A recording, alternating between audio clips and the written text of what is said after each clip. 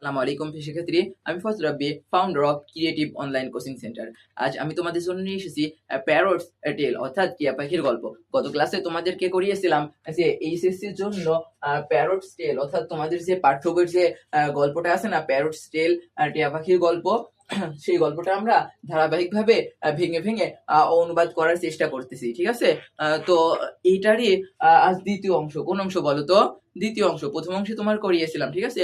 গল্পটা যেহেতু অনেক বড়, সেহেতু আমরা তো একবারে অতটা অংশ দিতে পারি না, তাই আমরা চেষ্টা করতেছি যে ভেঙে ভেঙে অল্প অল্প করে তোমাদেরকে দেওয়ার। ঠিক আছে, তো চলো ক্লাসটা শুরু করি। তো দ্বিতীয় অংশে আমাদের ছিল, দেখো যে প্যারটস টেল টিয়া পাখির গল্প লিখেছেন কে বলতো? রবীন্দ্রনাথ। লিখেছেন কে? রবীন্দ্রনাথ। তো দ্বিতীয় অংশে আমাদের যা ছিল, এটা কিন্তু ক্লাস হচ্ছে এইচএসসির জন্য পার্ট 2। কোন 2 বলতো? পার্ট 2। আমাদের আজকে দ্বিতীয় অংশ। কোন অংশ বলতো? দ্বিতীয় অংশ। দ্বিতীয় অংশে যেটা আমাদের ছিল যে দ্য টাস্ক কাজটা কিটা বলতো? কাজটা দ্য টাস্ক কাজটা অফ এডুকেটিং শিক্ষিত করার কাজটা, দ্য বার্ডস পাখিটাকে শিক্ষিত করার কাজটা, ফেল ডাউন পতিত হলো। কি হলো বলতো প্রিয় শিক্ষার্থীরা? পতিত হলো অন দা কিংস নেভ রাজার ভাগ্নেদের উপর। তোমাদেরকে গত ক্লাসে আমি বুঝিয়েছিলাম যে যদি নাউনের সাথে যদি অ্যাপোস্ট্রফি থাকে, তাহলে সেটা র উচ্চারণ এসে যায়। কি এসে যায় বলতো? যেমন তোমাদেরকে বুঝিয়েছিলাম যে বি ডবল ও কে কি হবে বলতো? বুকস। এটা হচ্ছে বইগুলো, বইগুলো। আর যদি বুকসের সাথে অ্যাপোস্ট্রফি থাকে, কি থাকে বলতো প্রিয় শিক্ষার্থীরা? অ্যাপোস্ট্রফি থাকে, তাহলে এটা কি হবে বলতো? বইয়ের।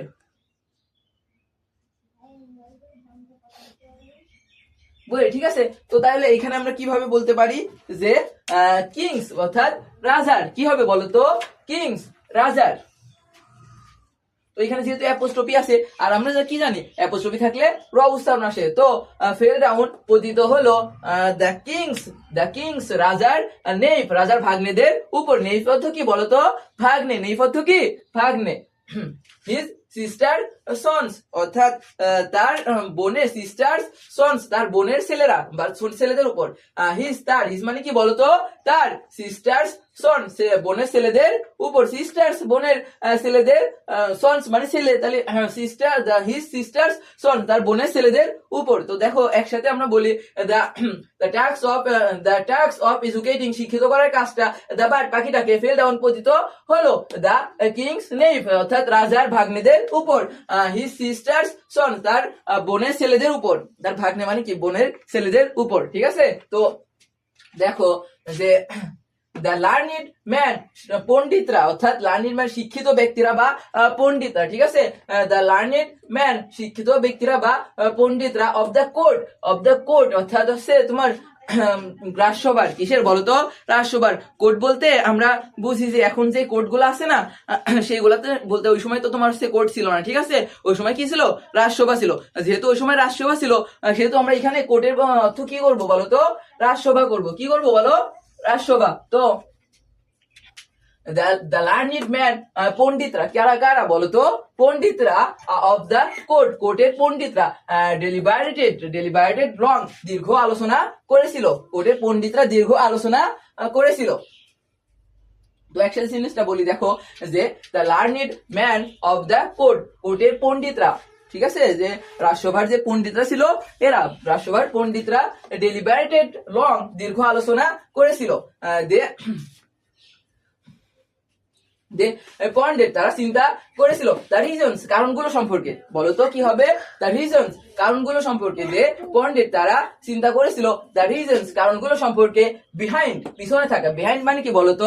বিহাইন্ড মানে পিছনে থাকা। তো তারা কারণগুলো চিন্তা করেছিল পিছনে থাকা the ignorance of the creature প্রাণীটার অজ্ঞতার বা অজ্ঞতার পিছনে থাকা যে কারণগুলো আছে, সেগুলোকে তারা কি করেছিল? চিন্তা করেছিল। তো দেখো যে পয়েন্টেড তারা চিন্তা করেছিল দ্য রিজনস কারণগুলো behind the ignorance of the creature প্রাণীর অজ্ঞতার পিছনে থাকা যে কারণগুলো আছে, সেগুলোকে তারা কি করেছিল? চিন্তা করেছিল। ইন দা প্রশ্নে তারা এই কারণগুলো চিন্তা করেছিল।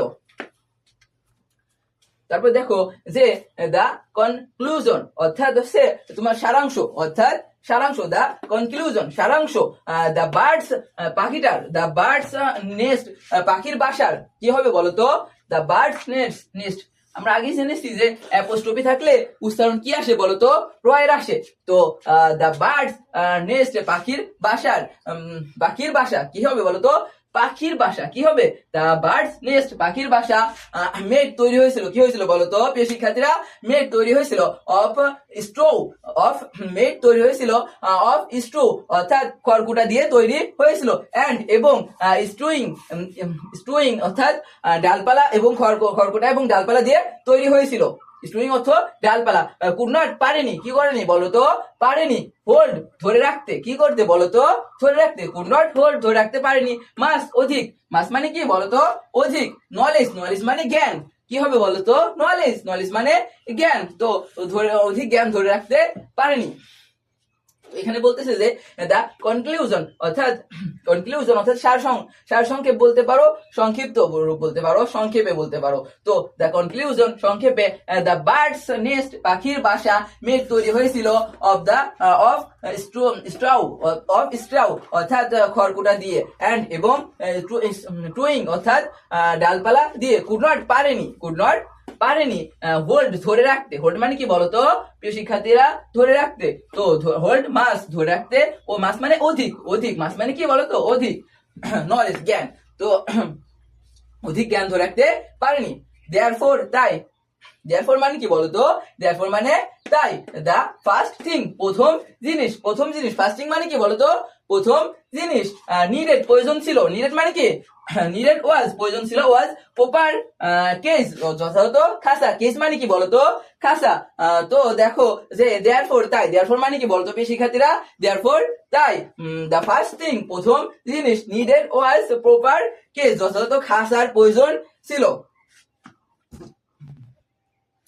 দ্য রয়্যাল স্কলার্স রাজকীয় পণ্ডিতরা, কারা বলতো প্রিয় শিক্ষার্থীরা, রাজকীয় পণ্ডিতরা। দ্য রয়্যাল স্কলার্স রাজকীয় পণ্ডিতরা রিসিভ গ্রহণ করেছিল হ্যান্ডসাম ফি সুদর্শন ফি গ্রহণ করেছিল, এন্ড এবং, এন্ড মানে কি বলতো প্রিয় শিক্ষার্থীরা, এন্ড মানে এবং, হ্যাপিলি আনন্দের সাথে বা আনন্দ ভাবে, আনন্দে আনন্দে হ্যাপিলি আনন্দে ওয়েন্ট হোম বাসায় চলে গিয়েছিল। ঠিক আছে, তো এই ছিল আমাদের প্যারটস টেল। কি বলতো, প্যারটস টেল লিখেছেন রবীন্দ্রনাথ ঠাকুর। এটা আমাদের কোন অংশ ছিল, দ্বিতীয় অংশ ছিল। কি বলতো, দ্বিতীয় অংশ ছিল। তো আশা করি ভিডিওটা তোমাদের ভালো লেগেছে। যদি ভালো লেগে থাকে তো আমাদের সাথে পাশেই থাকো, বুঝছো। তো আজকে এই পর্যন্ত ছিল, টাটা।